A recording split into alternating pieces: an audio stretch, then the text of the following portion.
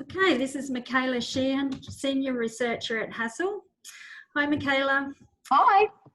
Michaela, I was just wondering, when you write your research papers, how do you figure out which topics to investigate? Well, I guess the first thing, the most important thing is that it needs to be something that you're interested in order to muster the energy to persist, because while the barriers are not significant, there are barriers, and so it's good to be really interested for starters. Your interest might diverge, and you might find something that you didn't know you were interested in. So that's a bonus, but that would be the first port of call. But I work my role is entirely devoted to research. So I'm one of the lucky few in one of the larger companies, so Hassel, in Australia, that does actually have a dedicated research team. So the barriers for me are less than perhaps those of you in smaller practices. And the topics that we research in our research team are driven largely by our clients.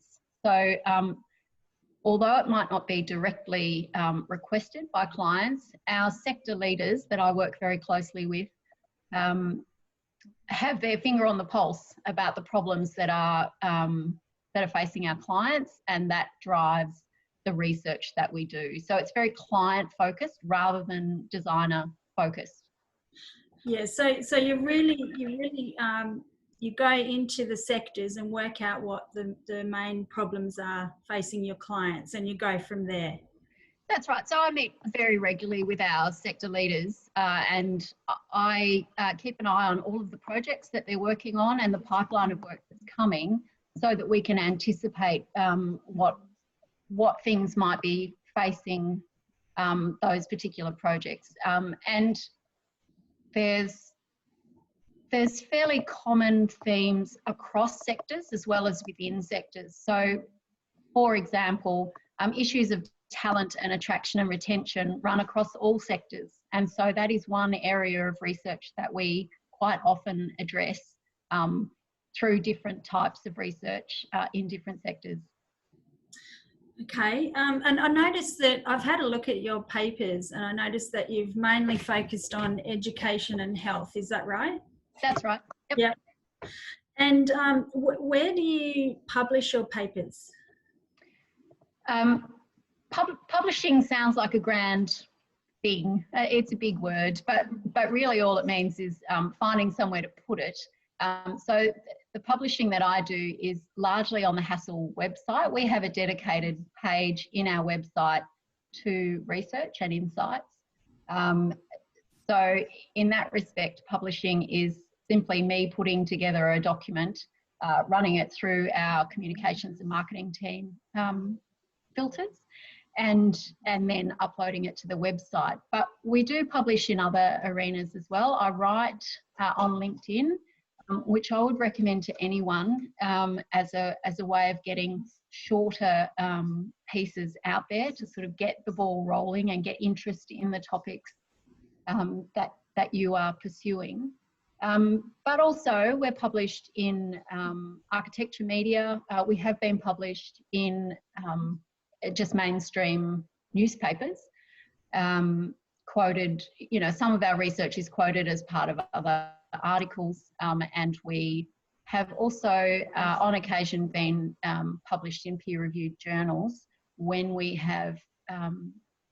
been doing research with universities. So there are many avenues to publication, but the first one ideally is through your own company's website. It's a great way to get your message out, but also showcase the fact that your company is interested in research and that it's going beyond what a lot of other companies are doing. I was also wondering how you collect data. So are there any special research methods that you have training in to do this kind of work? No, this is my confessional. I don't have formal research methods training. I have completed 2 degrees. So I did an undergraduate degree in interior design, and many years later I did a master's in urban design and planning.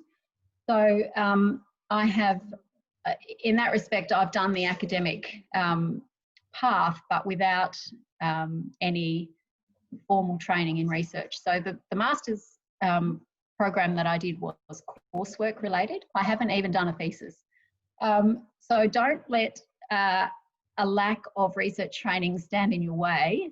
It's important to remember that practice-based research is not academic research, or it doesn't need to be. It can be, and on occasion it has been for me, but there are other ways to do research, and on the whole, clients appreciate research publications that are not academically focused because they're much easier to read. Clients don't have time to delve into the very detailed and rigorous and important work that academic research does. So the work that I do is kind of a bridge between clients and academic research. A lot of the work that I do is, in fact, translating the main messages from academic research into a language that clients can understand. So it's important not to get hung up on not having any formal skills.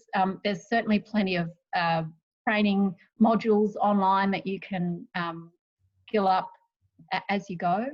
I'm currently enrolling in some research methods courses. So it's not something that necessarily need hold you back. But as to the specific methods that we use at Hassel, we do a lot of interviewing. We do post-occupancy evaluation through surveys. We do observational studies.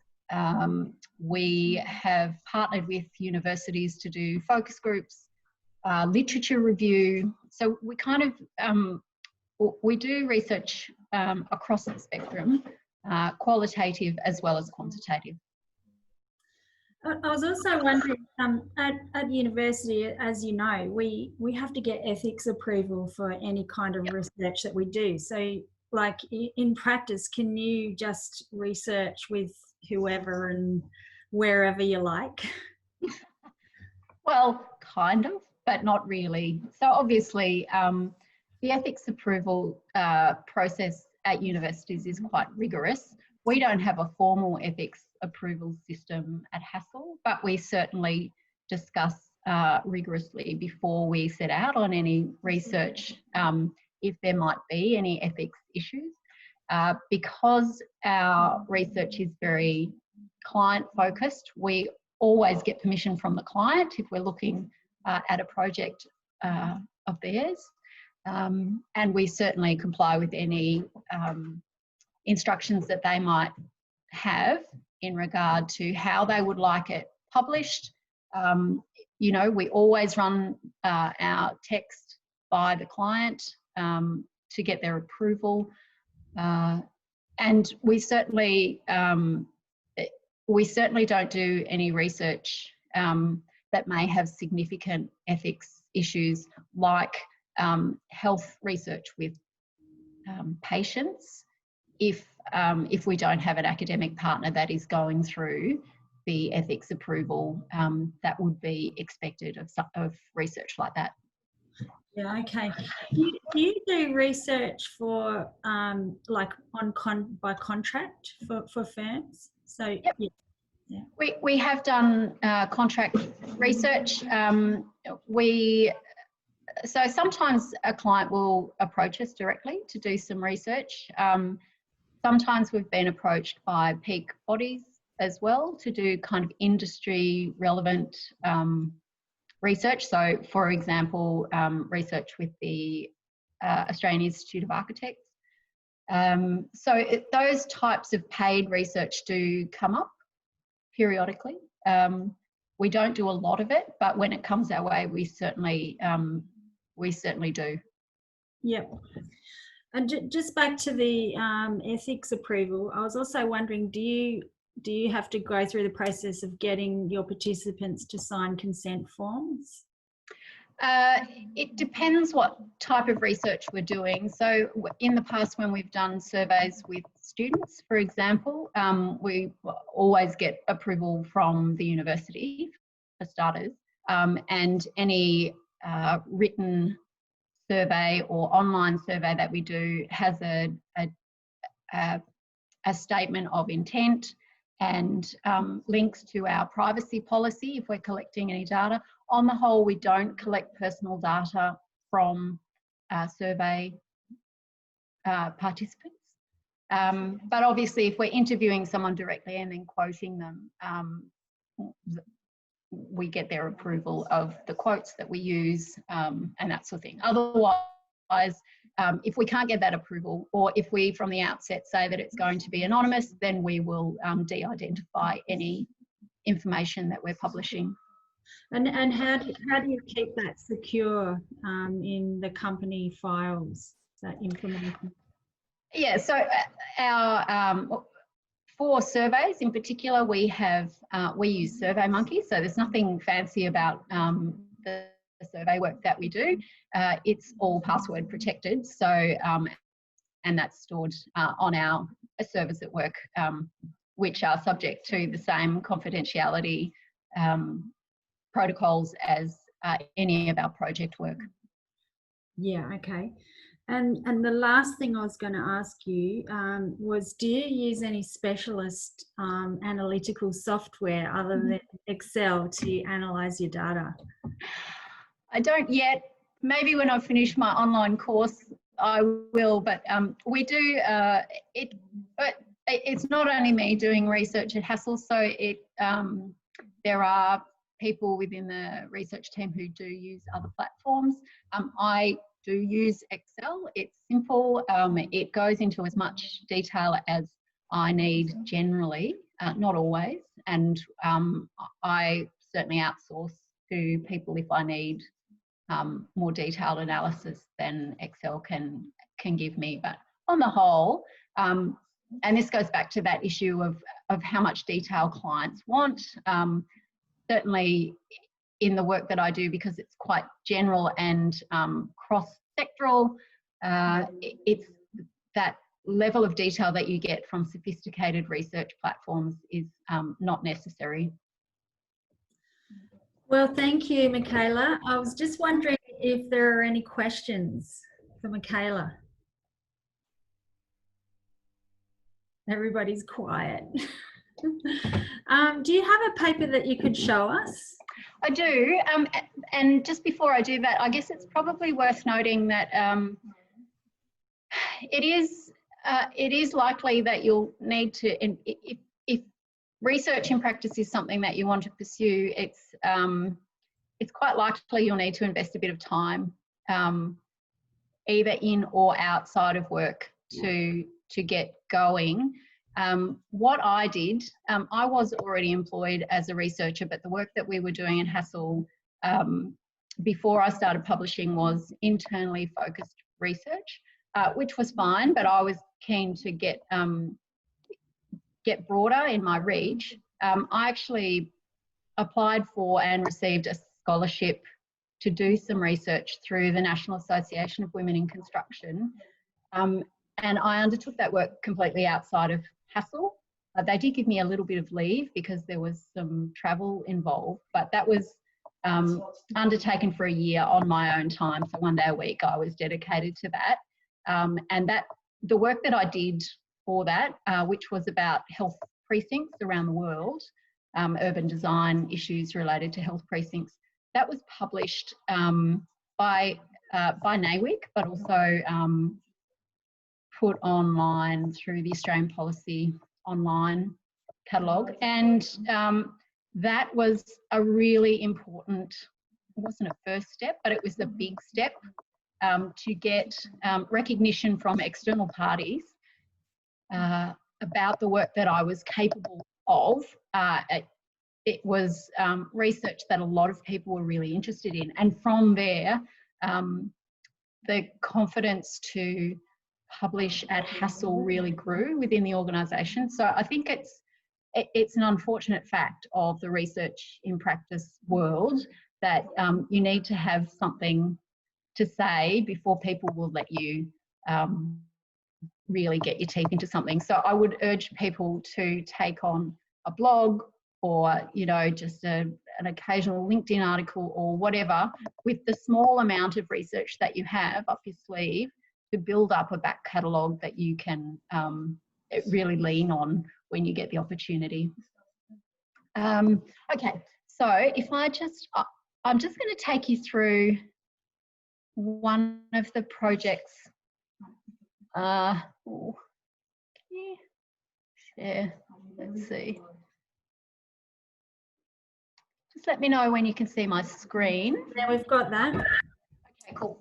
I'll just flick through the type of work that I've been doing over the last few years. As Jacqueline mentioned, has largely been in education and health. So these are the papers that I've written in the last about 5 years, and they largely relate to student learning, informal and formal learning spaces, libraries, and that sort of thing, but also academic workplace, which is always a very popular research topic for our clients. It's a real challenge. And I've also done some health work as well. These two, the Design Matters for Nurses and Emergency Talks papers, were in partnership with the University of Melbourne, and they were funded by a Commonwealth grant. So they were quite substantial, and from that's where we got our peer-reviewed papers. But there's also, you know, this one, Places with Purpose, is about urban design, and Spot the Difference kind of crosses the education and commercial and workplace sectors in that it's about incubators and co-working spaces. So there's a bit of variety in the work that I do, but I'll just take you through the first few pages of the academic workplace research that I did a few years ago. It's kind of the perennial. It just keeps on getting requested by clients because it's such a big issue for them. So what we did was we looked at the big changes that are going on in workplace in universities. We have a lot of projects in our back catalogue at Hassel, looking at the issues, grappling with, in particular, individual offices versus more open workplaces. And we had done a major literature review a couple of years before this. So we kind of had a launching pad for this research in that. So, so we did a literature review, and then we took models of from our projects of what we were hearing from our clients about how workplace needed to change and how academic roles were changing and becoming much more broad, much more focused on entrepreneurialism and commercialisation of research, more connected into industry, and much less focused on publishing for publishing's sake. So we developed that model through project work that we had done. And then what we did was we interviewed a whole lot of our clients and asked them specific, in set kind of semi-structured interview format. We just asked them what was driving the change and what they had experienced as they had gone through the process. So we leaned really heavily on our clients. Clients are usually more than happy to help with research, particularly if it's just a short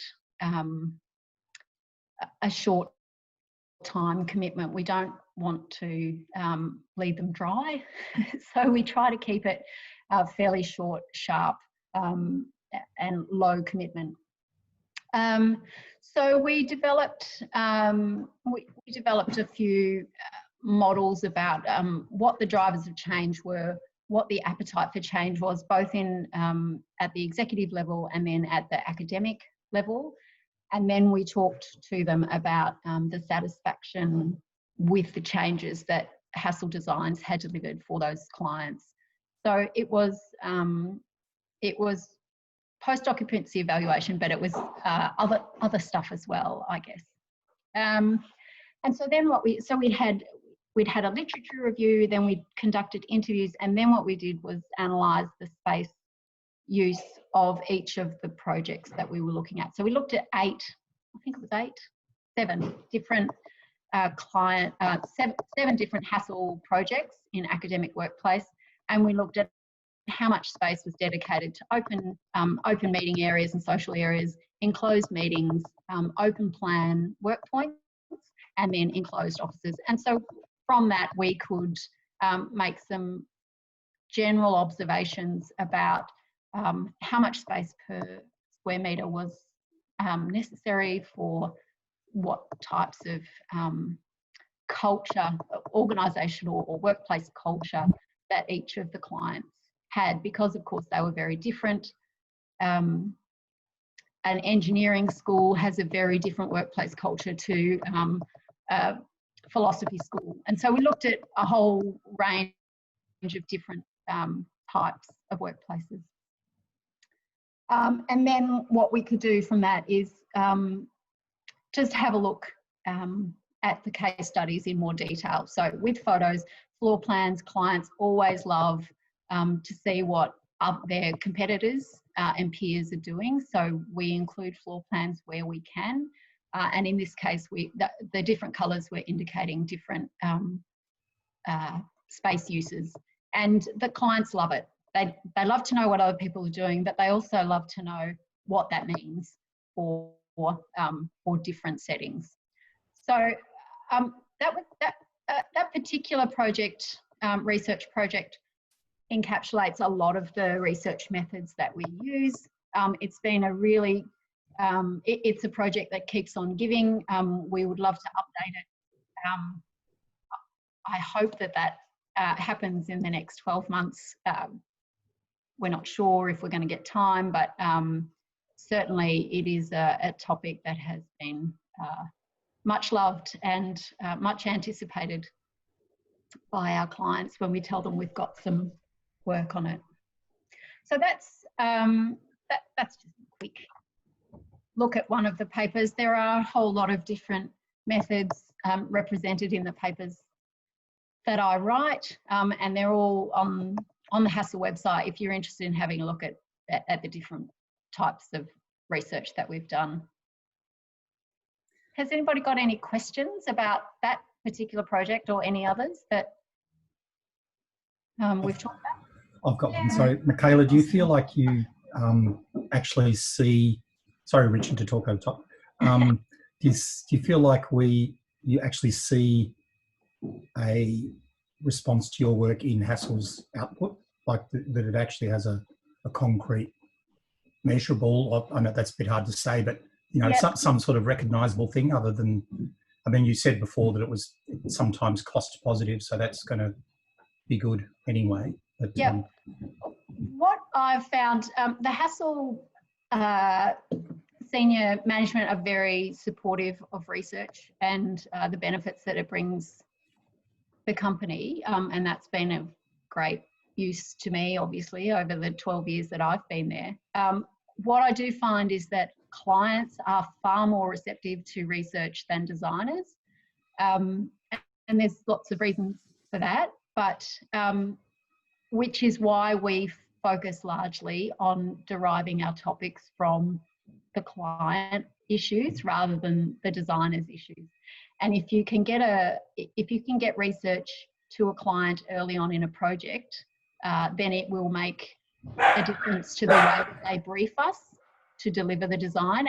And so it's kind of a roundabout way to affect design change. Does that answer?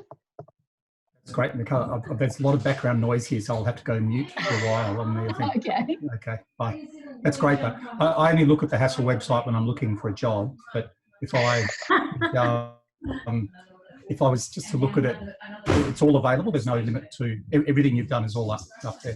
Almost everything. Occasionally, when we do project-specific research that the client doesn't want shared.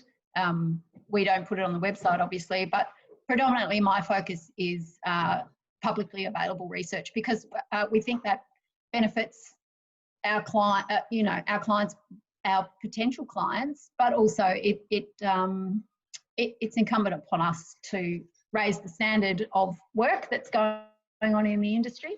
So we like to think that doing research helps to do that. Hi, Michaela. I'm Carolina Gaitan. Thanks, Carolina. Transport. Thanks.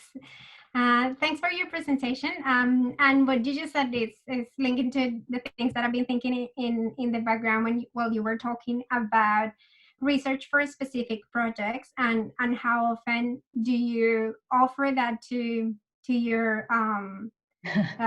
clients.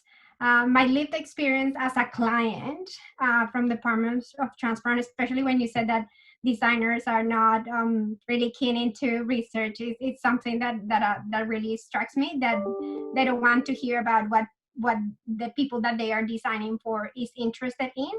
Yep. So, and I think that's critical. So I've seen many projects where they come with, I know all the answers, this is what we need, this is the, and what is the research with your users to understand how your design is responding to that need? Yeah, we propose to do research, like a formal chunk of research at the start of a project pretty regularly. We don't always get taken up on that by our clients. We love it when we do, but it's also part of the Hassel service offer anyway, through our design strategy team. So if it's not me doing the research, it's the project team doing a slightly different type of research that is project specific. But you're right, and it should be the client. The better informed the client is, the better the designers will respond, I think. So that's certainly the path that we take. Sometimes it doesn't work, but it works more often than it used to, because clients are far more evidence driven now than they used to be, because it affects their bottom line. If we can deliver a better design for them that actually addresses the issues they've got, then they'll save money. Thank you. Great question. Are there any more questions? Hi, Michaela. Thanks for sharing your story with us. Keen to know if you have like a typical process that you go through. Say when you start a project, is there like a typical checklist of stuff, like a process that you go through when you start a project? And secondly, you mentioned just now about engaging clients as minimally as possible, but as effectively as possible as well. So like what's a good rule of thumb when it comes to this kind of things? Like, is it about capping the questions? Is it about capping the time? In your experience, what has been working for you? Well, because my research isn't usually on one specific project, it's not as time limited as other research that goes on in Hassel. So the strategy team invariably have a very tight, kind of 2 or 4 week time frame to deliver some insights about the company that can inform the design. Whereas the work that I do is much more across several projects, or even projects that Hassel hasn't designed. So it's a slightly different type of research, I guess. I don't have a specific checklist of things to do, because every research project is quite different, and ultimately, while the research is responding to clients' issues, the driver of the question, and it should be one question, not a lot of questions, comes from the sector leaders, because they're most clued into the client, the upcoming client. But it is that's a really good point to raise. Thanks, Richard. It should be just one question, and ideally, if you can have a time frame, that allows you to explore that question from a few different angles perhaps, but keep it narrow, otherwise you'll just find yourself going around in circles. Define the question is the first thing on the list, really. And I would recommend you spend more time on that than you think you might need, because if you don't get the right question, then the research isn't going to be very useful to your client. Great question. That was a good question. Very neat. I have another question.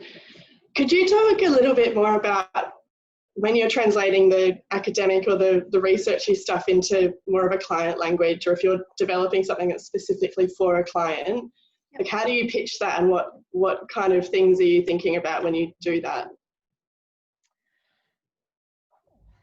That's a tricky one. I guess the point of it is to translate all of that information that comes out of academic research into something succinct that answers a specific problem that the client has. So you need to understand the client's company or the client's business kind of setting, or the workplace culture, or whatever it is that they're trying to affect change on.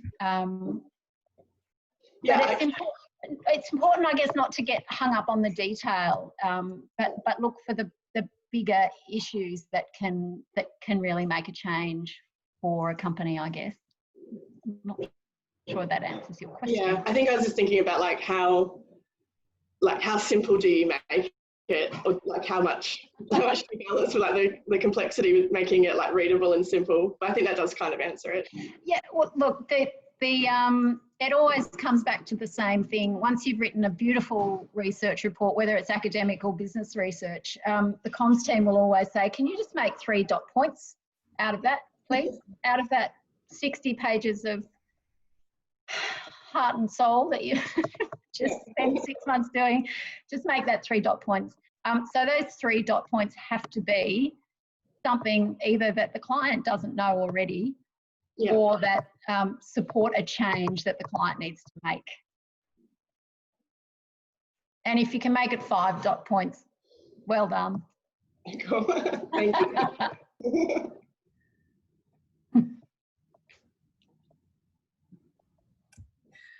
Any other questions? Michaela, I got another question for you.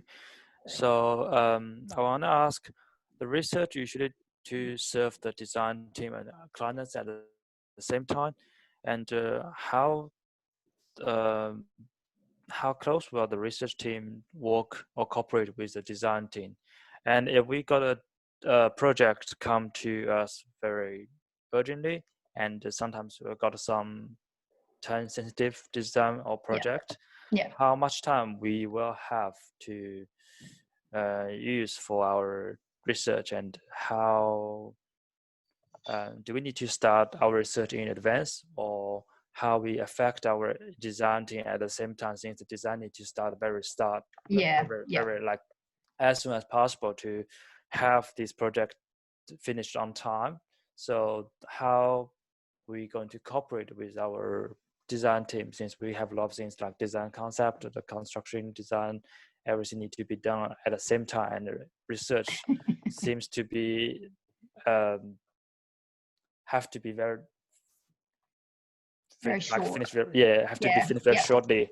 How this we can control our time, and how we use this. It's a great point to make, David, and I am in a very privileged position in that Hassel have a research team that can dedicate a lot of time to research, but that means that the work that I do has to preempt those issues that come up in projects, because we either do really short, sharp, shallow research within a project, or we do that kind of longer, more in-depth research that we have preempted would come. And that's why it's really important to understand the pipeline of work that's coming in your company, so that you can identify what the issue that will be most valuable to research is. because I am full-time in research, I don't work a lot directly with the design teams. And so there's a balance to be struck, I guess, because most design research that goes on is done by designers rather than researchers within practice, I mean. And so the advantage of doing it that way is that you have an opportunity to, the person who's doing the research has an opportunity to implement it right there, right then, in the projects that you're working on. My frustration, of course, is that not everybody reads the work that I do, and so the opportunities for implementation are much less, I guess, than would be the case if the research was going on within the projects. So I guess there's no answer to that question except that the company has to find the balance between whether they want it at the coalface where the projects are happening, or whether you want that kind of more broad strategic research going on at a higher level that has less contact with the design teams and therefore less immediate impact. Thanks, Michaela. I Thanks. have another question. I was just wondering, do you visualize the end paper and the graphs while you're designing your surveys and semi-structured interviews? Sometimes, most times, I think survey questions lend themselves to that. You know, I kind of have an idea when I'm doing surveys. Interviews less so, because you just never know what people are going to talk about, and you get a much more interesting story to tell when you do interviews than you do from surveys. And I guess it's important in surveys to have open-ended questions to kind of supplement that. You get that richness from those qualitative questions at the end of a survey. But yeah, usually I've got an idea of where it might go, but you know, it's not uncommon for me to end up somewhere else. Yeah. Oh. Go on, Richard. Research, when it comes to architectural practice, is sometimes can be defined in so many ways, right? And I'm sure Peter, I expect, will have much to say on that. But I guess specifically for yourself and your work, do you have the pressure to be producing new knowledge in your work, or is it a matter of strategically gathering the data that works for your purposes and use that as, you know, as your weapon? Or is the strategy actually about being new and doing something that no one's ever done before? You know, how does that work for you? I think everybody knows, as budding or established researchers, you all know that finding something new to say is really hard because there is so much stuff out there. That doesn't stop us trying to do that. We do a lot of primary research for that reason, to find something new. But a proportion of my time is spent just collecting what's out there and trying to make sense of it in the context of the projects that Hassel is doing. So it's a bit of both, Richard. Wouldn't it be great if we all had something new to say? And it's always a little bit deflating when you get to the end of a research project and you realise that there's nothing new under the sun. But I think that's the reality for a lot of researchers, and it makes the challenge of getting your work published and finding an audience all the harder at the moment. I mean, particularly at the moment, because everything is online, that the amount of information out there is just overwhelming. And getting your voice heard in that is a real challenge. So if you can find something new to say, so just now you were saying that one of the breakthroughs in your career was when you were awarded that opportunity, you know, to do the research paper, and then you got recognized for it. So would you say that to be heard is to come up with something new? Uh, Or is it just about, you know, knowing it enough to be heard enough, you know? yeah, When your experience was still, you definitely need to know enough to be heard, but sometimes it's just a matter of saying something that everybody knows in a different way, or going to the effort of putting it into a publication that shows what you've done. So it legitimizes the work that you've done if you show how you've done it. And that's one of the reasons in the work that we do publish a lot of graphs and a lot of, you know, tables and data, because it makes people realise that you have actually bothered to support your opinion with the evidence. There's just a comment from Carolina. Surveys are most of the time biased. That can be true. I think interviews can also lead the respondent in a certain direction, so they probably could possibly both be biased. And we do have to spend take a lot of effort to take bias out of surveys. Yeah, and you'll never take all of the bias out. And obviously, academic research probably does that better than business research for obvious reasons. You will never take bias out of it completely, but yeah, of course, you have to try.